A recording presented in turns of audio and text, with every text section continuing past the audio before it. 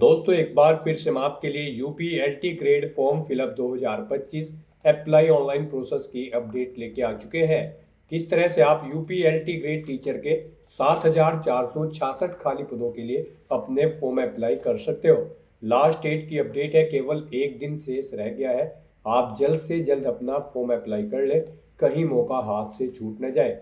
अंतिम समय में आपको किस प्रकार से अपना फॉर्म रिजेक्ट होने से बचाना है, किन किन गाइडलाइंस को फॉलो करते हुए अपना फॉर्म अप्लाई करना है, क्या क्या डॉक्यूमेंट्स आपको अपलोड करने होंगे, कैसे और कितने केबी में आप अपने सभी सिग्नेचर फोटो डॉक्यूमेंट्स अपलोड करोगे, किस तरह से अपनी क्वालिफिकेशन की डिटेल दोगे, कैसे आप अपना वन टाइम रजिस्ट्रेशन कंप्लीट करोगे, स्टेप बाय स्टेप पूरी जानकारी आपको इस वीडियो में दी जाएगी। फॉर्म फिल करते समय अगर आपके सामने कोई भी टेक्निकल प्रॉब्लम आ रही है तो उसका हल भी आपको इस वीडियो में मिल जाएगा। फॉर्म अप्लाई करते समय आपको कोई भी ऐसी गलती या फिर मिस्टेक नहीं करनी होगी जिसको करने से आपका एप्लीकेशन फॉर्म रिजेक्ट हो सकता है। तो चलिए दोस्तों, बिना कोई वक्त गंवाए शुरू करते हैं यूपीएलटी ग्रेड टीचर फॉर्म फिलअप की पूरी जानकारी। फॉर्म भरने से पहले आपको सबसे पहले हमारी वेबसाइट के इस पेज पर विजिट करना होगा, जिसका लिंक आपको नीचे description plus first comment box में मिल जाएगा। और हमारे इस पेज पर विजिट करके आप यहाँ से यूपीएलटी ग्रेड टीचर का फॉर्म अप्लाई कर सकते हो। उत्तर Pradesh public service commission UPPSC की ओर से एलटी ग्रेड टीचर के लिए 7,466 वैकेंसीज निकाली गई थी, जिसके लिए 28 अगस्त 2025 तक आप फॉर्म अप्लाई कर सकते हो। लास्ट डेट की अपडेट है, केवल एक ही दिन शेष है। अंतिम समय से पहले ही अपना फॉर्म अप्लाई कर ले, आखिरी समय में कोई भी प्रॉब्लम आ सकती है। बैचलर डिग्री बीएड के द्वारा आप अप्लाई करोगे, जिस भी सब्जेक्ट में आप अप्लाई करने जा रहे हो उसकी क्वालिफिकेशन आप नोटिफिकेशन से मैच आउट कर ले। 21 से 40 वर्ष आयु सीमा है। जनरल ओबीसी डब्ल्यूएस के लिए 125, SC/ST के लिए 65, PH के लिए 25 रुपये फीस है, जो कि आप ऑनलाइन मोड से पेमेंट कर सकते हो। सिलेक्शन होगा pre exam, main exam, interview के आधार पे। ऑनलाइन अप्लाई कर सकते हो। UP Uttar Pradesh job location है upsc.up.nic.in इसकी ऑफिशियल वेबसाइट है, जिससे आप फॉर्म फिल कर सकते हो। इंपोर्टेंट लिंक सेक्शन के अंतर्गत ऑफिशियल नोटिफिकेशन पीडीएफ लिंक पर क्लिक करके आप इसकी पीडीएफ डाउनलोड कर सकते हो, जिसके अंतर्गत आपको सभी महत्वपूर्ण इंस्ट्रक्शंस मिल जाएंगे। एलिजिबिलिटी क्राइटेरिया की डिटेल, यहाँ पर आपको पोस्ट वाइज सब्जेक्ट वाइज आपको क्वालिफिकेशन की डिटेल दी गई है। उसके बाद में आपको यहाँ पर इसमें एग्जामिनेशन पैटर्न और सिलेबस मिल जाएगा। डिटेल में आपको सब्जेक्ट वाइज पूरा सिलेबस दिया गया है। अप्लाई करते समय आपको किन किन गाइडलाइंस को फॉलो करना होगा, क्या सब्जेक्ट वाइज आपकी वैकेंसीज है, तो कंप्लीट डिटेल के लिए आपको पीडीएफ रीड आउट करना अनिवार्य है। इसको पूरा पढ़ने से ही आपके सभी सवाल और डाउट क्लियर होंगे। पीडीएफ रीड आउट करने के बाद में आपको अप्लाई ऑनलाइन लिंक पर क्लिक करना होगा, तो आपके सामने ऑनलाइन आवेदन करने का ये ऑफिशियल पोर्टल ओपन हो जाएगा। यहाँ पर आने के बाद आप देख सकते हो, यहाँ पर आपको ऑप्शन मिल जाएगा assistant teacher train graduate grade examination का। इसी के सामने आप देख सकते हो, यहाँ पर आपको यूजर इंस्ट्रक्शंस की टैब दी गई, इस पर क्लिक करके आप यूजर इंस्ट्रक्शंस रीड आउट कर ले। देन उसके बाद व्यू एडवर्टाइजमेंट की टैब पर क्लिक करके आप इंग्लिश या फिर हिंदी में इसकी एडवर्टाइजमेंट की पीडीएफ भी रीड आउट कर सकते हो। उसके बाद में आपको अप्लाई की इस टैब पर क्लिक करना होगा।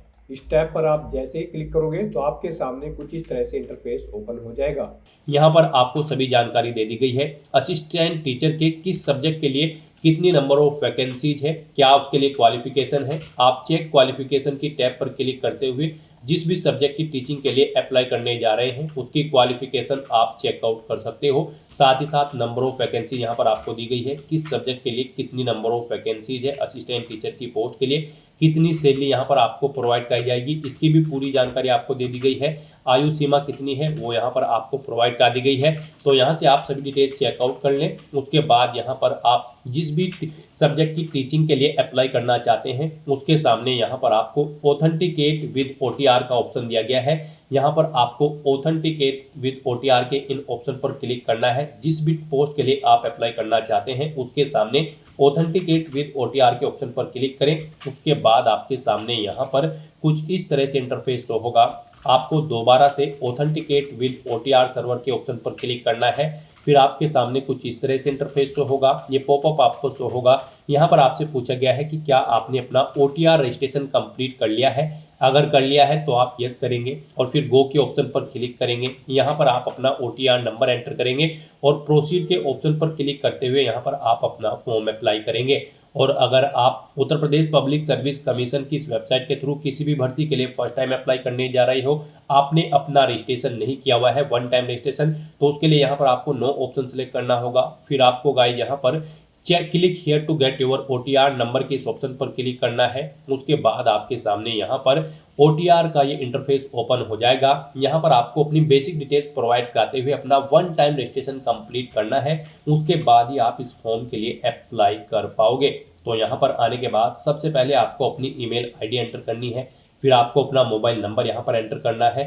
उसके बाद आपको यहाँ पर वेरीफाई ईमेल एंड मोबाइल इस ऑप्शन पर क्लिक करना है। फिर आपके सामने यहाँ पर कुछ इस तरह से पॉपअप शो होगा। अब यहाँ पर आपको गेट OTP ऑन ईमेल और गेट OTP ऑन मोबाइल इन ऑप्शन पर क्लिक कर देना है। उसके बाद आपकी रजिस्टर्ड ईमेल आईडी और मोबाइल नंबर पर OTP जाएंगे, उन्हें आपको वेरीफाई कर लेना है। आपको अपने OTP यहाँ पर एंटर करने हैं और फिर आपको वेरीफाई ईमेल आईडी और वेरीफाई मोबाइल नंबर के ऑप्शन पर क्लिक कर देना है।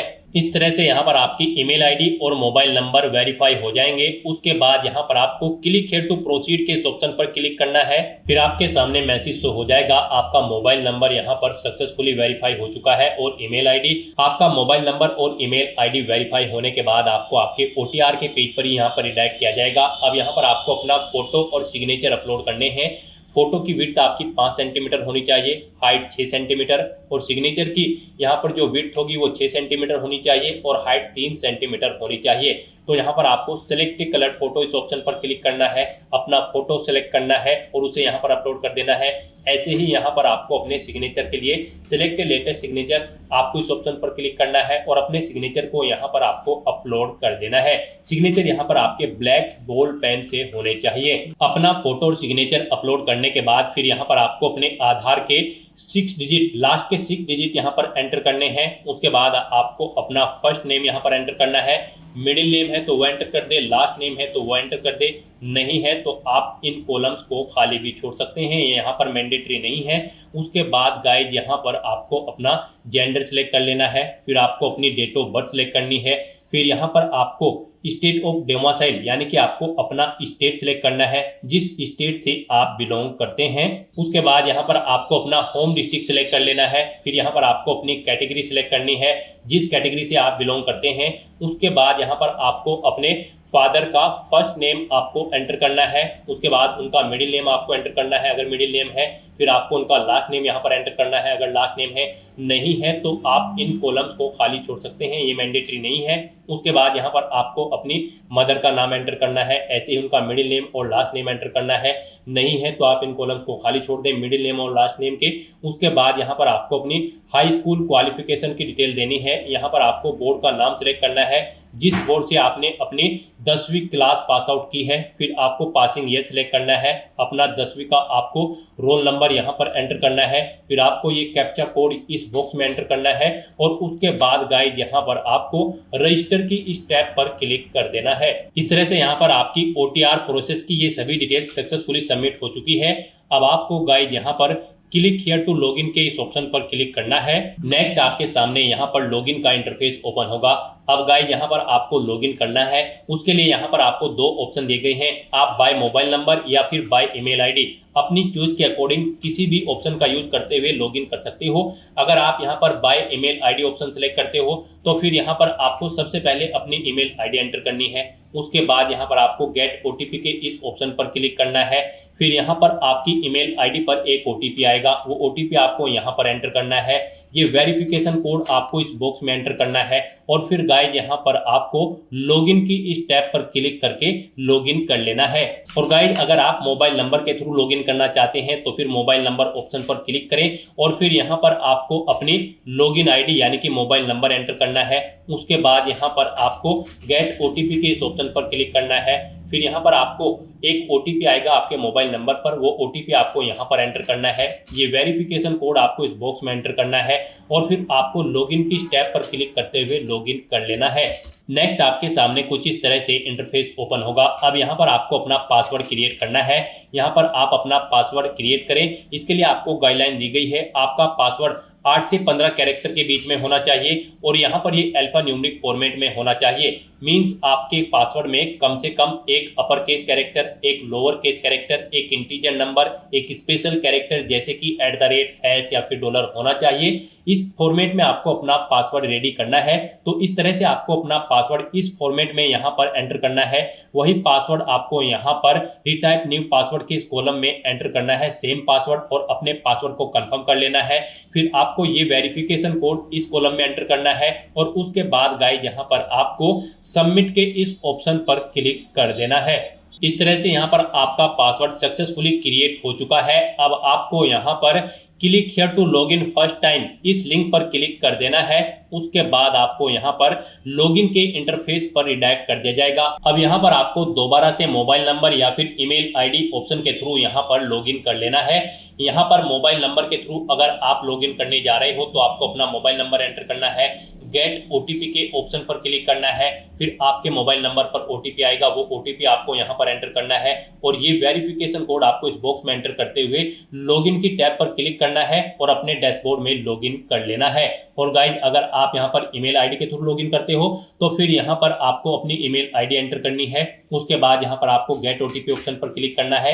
एक ओटीपी आपके रजिस्टर्ड ईमेल आईडी पर आएगा, वो ओटीपी आपको यहाँ पर एंटर करना है, ये वेरिफिकेशन कोड इस बॉक्स में एंटर करना है और फिर आपको लॉगिन की स्टेप पर क्लिक करते हुए लॉगिन कर लेना है। गाइस यहाँ पर लॉगिन करते हुए आपके सामने इस बार एक और नया ऑप्शन आया होगा, OTR नंबर, लेकिन इसके थ्रू यहाँ पर अभी आप लॉगिन नहीं कर सकते हो। आपको OTR नंबर अभी जनरेट नहीं हुआ है। अपना OTR सक्सेसफुली कंप्लीट करने के बाद जब आपको एक OTR नंबर मिल जाएगा उसका यूज करते हुए फिर आप इस नंबर का यूज करते हुए लॉगिन कर सकते हो। तो फिलहाल तो यहाँ पर आपको मोबाइल नंबर या फिर ईमेल आईडी के थ्रू लॉगिन कर लेना है।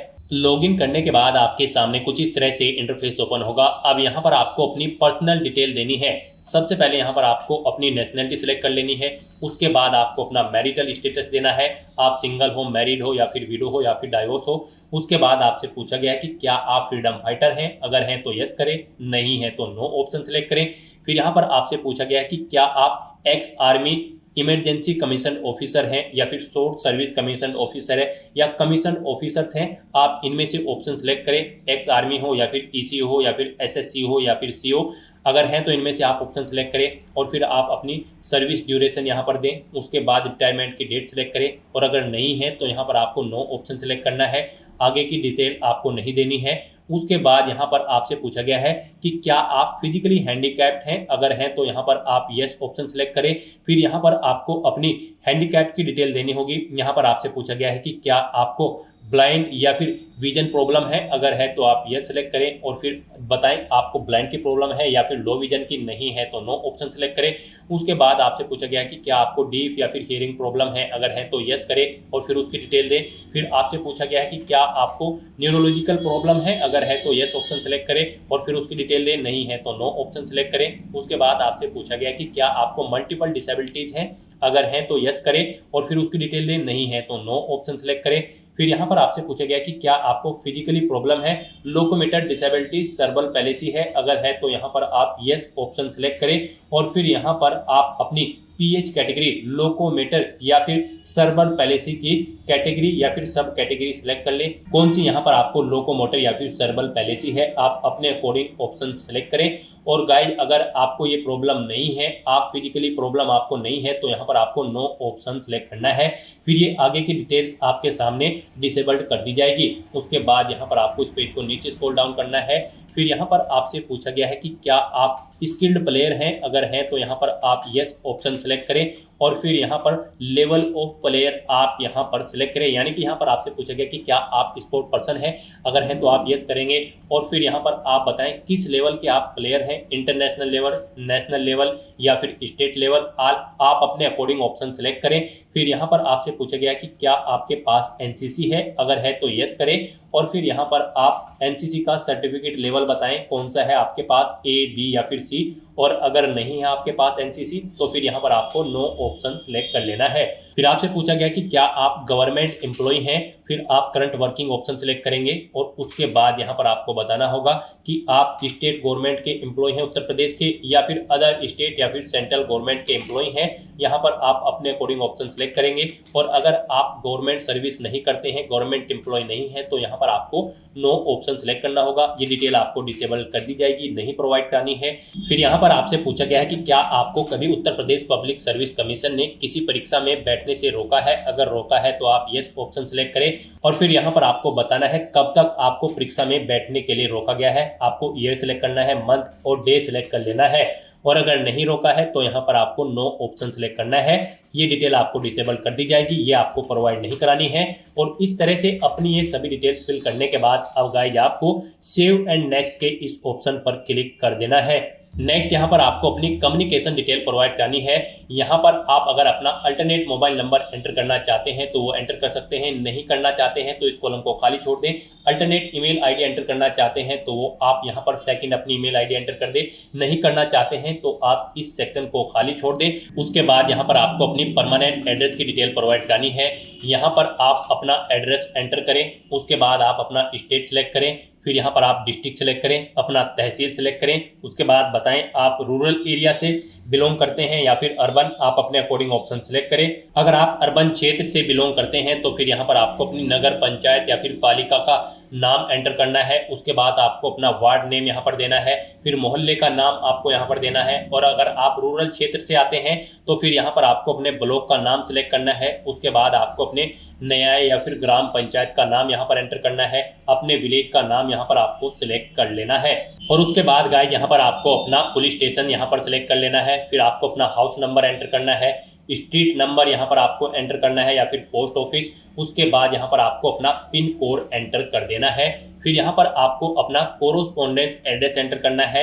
और अगर आपका कोरोस्पोंडेंस एड्रेस आपके परमानेंट एड्रेस के अकॉर्डिंग सेम है तो बस आप इस चेकबॉक्स को ओके कर दें, सेम एज परमानेंट एड्रेस। यहाँ पर ऑटोमेटिकली आपका कोरोस्पोंडेंस एड्रेस आपके परमानेंट एड्रेस के अकॉर्डिंग फिल हो जाएगा। और उसके बाद गाइस यहाँ पर आपको सबमिट डिटेल्स के इस ऑप्शन पर क्लिक कर देना है। नेक्स्ट आपके सामने कुछ इस तरह से इंटरफेस ओपन होगा।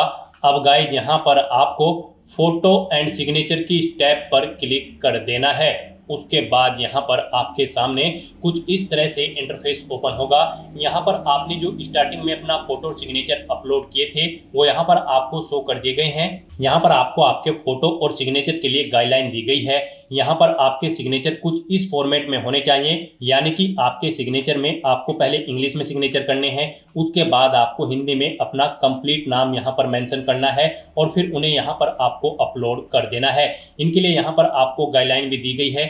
गाइड यहाँ पर आपका जो फोटो होगा वो 5 KB से 50 KB के बीच में होना चाहिए और जो सिग्नेचर होंगे आपके वो भी 5 से 30 KB के बीच में होने चाहिए। JPG या फिर JPEG फॉर्मेट में होने चाहिए। यहाँ पर अगर इस गाइडलाइन के अकॉर्डिंग आपका फोटो और सिग्नेचर नहीं है तो यहाँ पर आप इन्हें चेंज कर सकते हो। आप यहाँ पर सिलेक्ट लेटेस्ट सिग्नेचर या फिर सिलेक्ट लेटेस्ट कलर फोटो, इन ऑप्शन पर क्लिक करें। आपके सामने यहाँ पर फाइल सिलेक्ट करने का ऑप्शन आ जाएगा और फिर यहाँ पर आप अपना फोटो और सिग्नेचर चेंज कर सकते हो अगर ये दी गई गाइडलाइन के अकॉर्डिंग नहीं है। और गाइस यहाँ पर अगर आपका फोटो और सिग्नेचर बिल्कुल करेक्ट फॉर्म में है तो बस यहाँ पर अब आपको लास्ट के ऑप्शन पर लॉक एंड फाइनल सबमिट, आपको इस ऑप्शन पर क्लिक कर देना है। उसके बाद आपको आपके OTR फॉर्म का पूरा प्रीव्यू यहाँ पर शो कर दिया गया है। आपको सभी डिटेल्स केयरफुली चेकआउट करनी है और यहाँ पर आप click here to print your OTR detail, इस ऑप्शन पर क्लिक करके आप अपने OTR की सभी डिटेल्स का एक प्रिंट आउट ले सकते हो फ्यूचर यूज के लिए। तो यहाँ पर आपको अपनी सभी डिटेल्स केयरफुली चेकआउट कर लेनी है। पेज को नीचे स्क्रॉल डाउन करना है, डिक्लेरेशन सेक्शन में आना है, इन चेकबॉक्सेस को ओके करना है और उसके बाद गाइस यहाँ पर आपको लॉक एंड फाइनल सबमिट के इस ऑप्शन पर क्लिक कर देना है। याद रहे अगर आप इस ऑप्शन पर क्लिक कर देते हैं तो इसके बाद आप अपनी प्रोफाइल में कोई भी एडिट नहीं कर पाएंगे। तो आपको केयरफुली अपनी सभी डिटेल्स चेकआउट कर लेनी है और उसके बाद ही आपको लॉक एंड फाइनल सबमिट के ऑप्शन पर क्लिक करना है। इस तरह से अपनी सभी डिटेल्स यहाँ पर सबमिट करने के बाद आपको इस पेज को ऊपर स्क्रॉल करते हुए टॉप पर यहाँ पर आपको ये बॉक्स मिल जाएगा, गेट OTR नंबर इमीडिएटली। आपको इस ऑप्शन पर क्लिक कर देना है। गेट OTR नंबर पर क्लिक करते ही आपके सामने ये पॉपअप यहाँ पर शो होगा।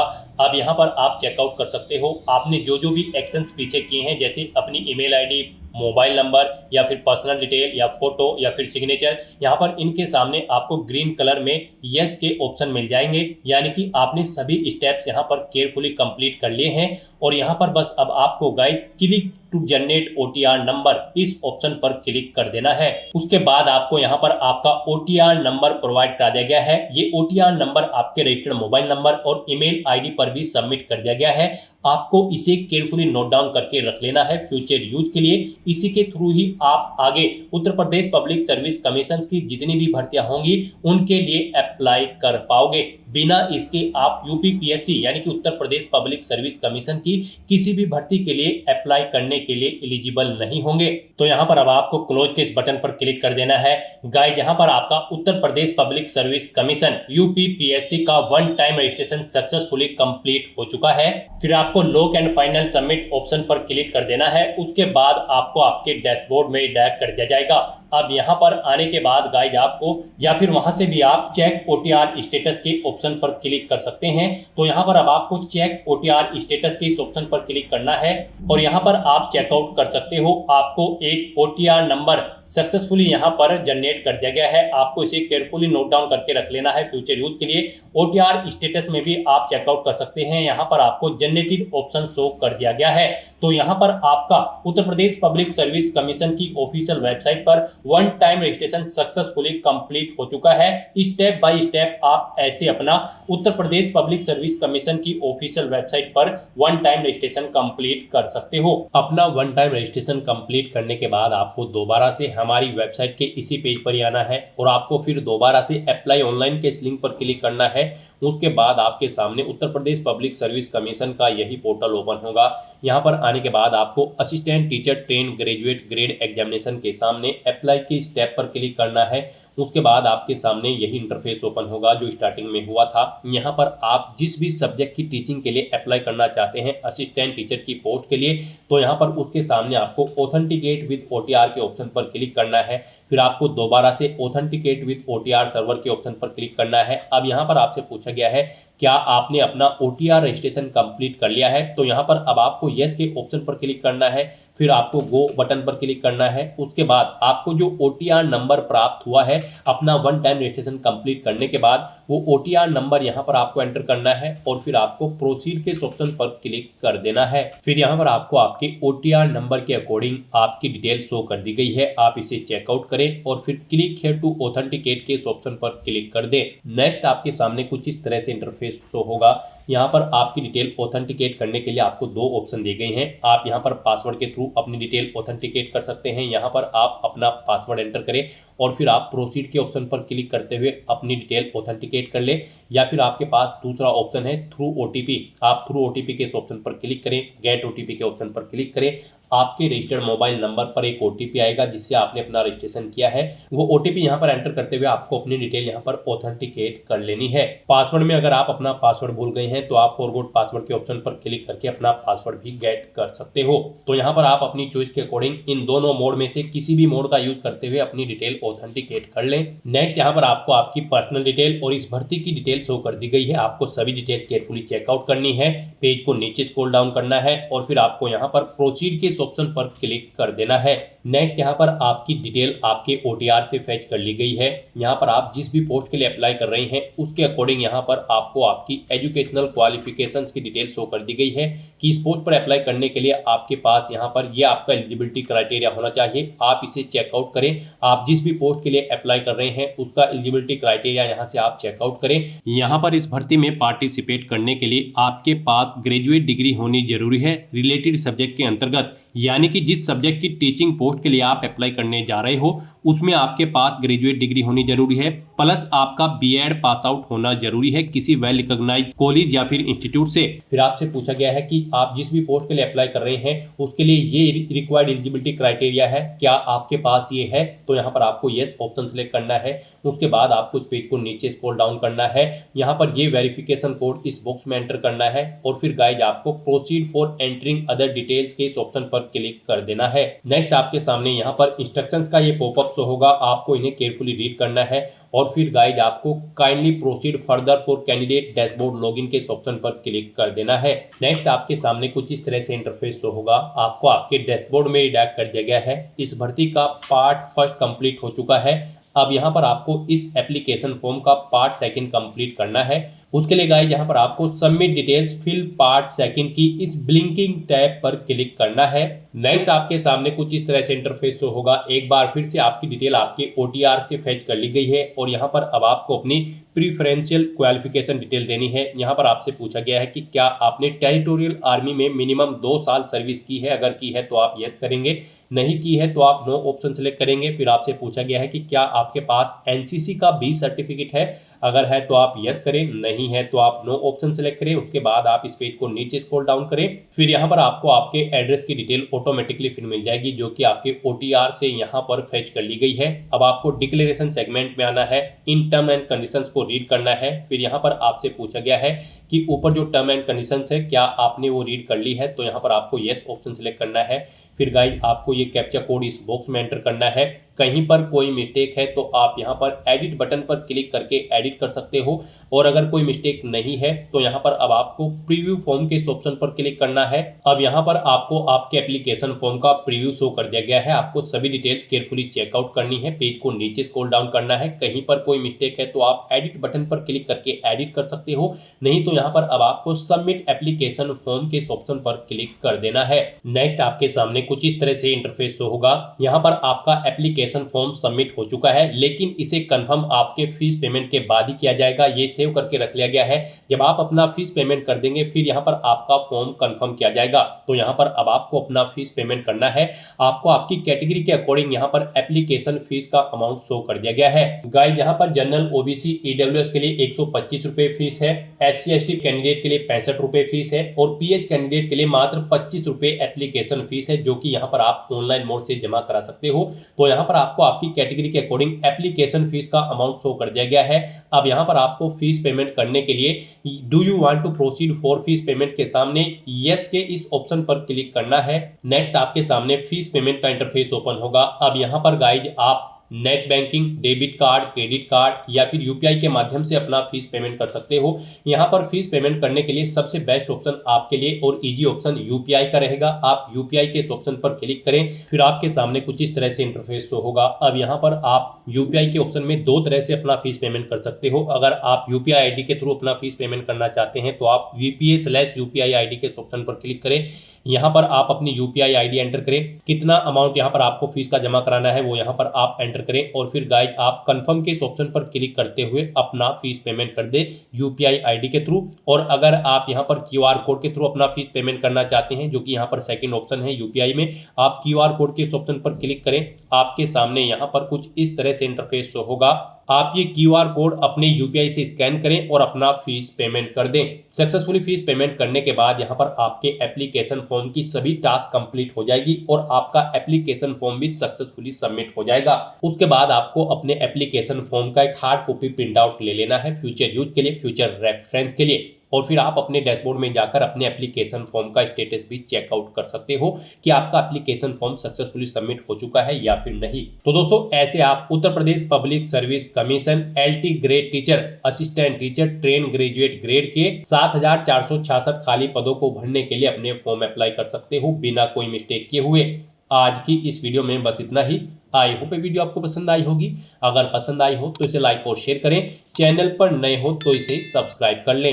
Thanks for watching.